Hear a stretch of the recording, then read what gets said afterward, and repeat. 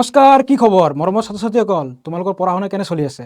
তোমালোকে কেৱল 1 marker 2 marker 3 marker question solve কৰিলে হ'ব নেকি? আমি এতিয়া কি কৰিব লাগিব? 4 মাৰ্কাৰ কুৱেশ্যনো সলভ কৰিব লাগিব। কাৰণ 4 মাৰ্কাৰ কুৱেশ্যন যদি আমি এটাই সলভ কৰোঁ তেতিয়াহ'লে আমাৰ কি হয়, 4 নম্বৰ গুচি আহে, হয়নে? মানে তোমালোকৰ নম্বৰটো ওপৰলৈ উঠি যায়। টেনশ্যন ল'ব নালাগে। তোমালোকৰ কাৰণে চোৱা, মষ্ট ইম্পৰ্টেণ্ট 4 মাৰ্কাৰ কুৱেশ্যন লৈ আহিছোঁ। কমন, ইয়াৰ পৰা তোমালোকে কমন পাই যাবা।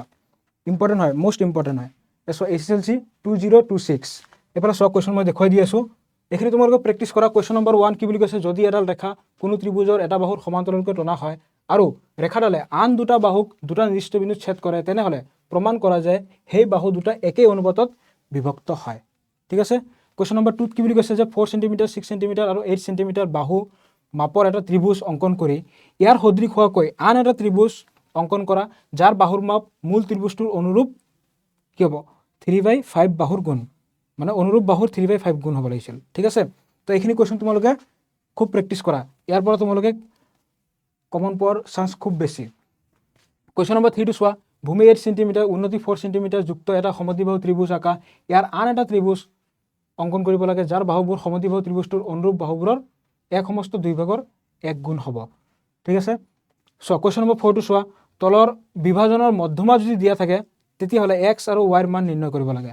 এই যিটো টেবুল দেখা পাইছে ইয়াৰে পৰা। ঠিক আছে। নেক্সট কুৱেশ্যনখিনি তোমালোকে চাই লোৱা।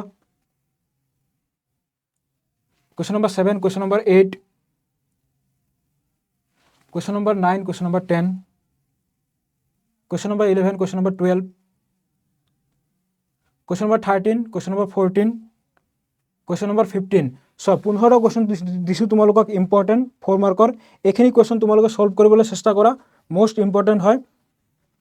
তোমালোকৰ কমেণ্টৰ অনুৰোধত 4 মাৰ্কৰ কুৱেশ্যন লৈ আহিছোঁ। ঠিক আছে।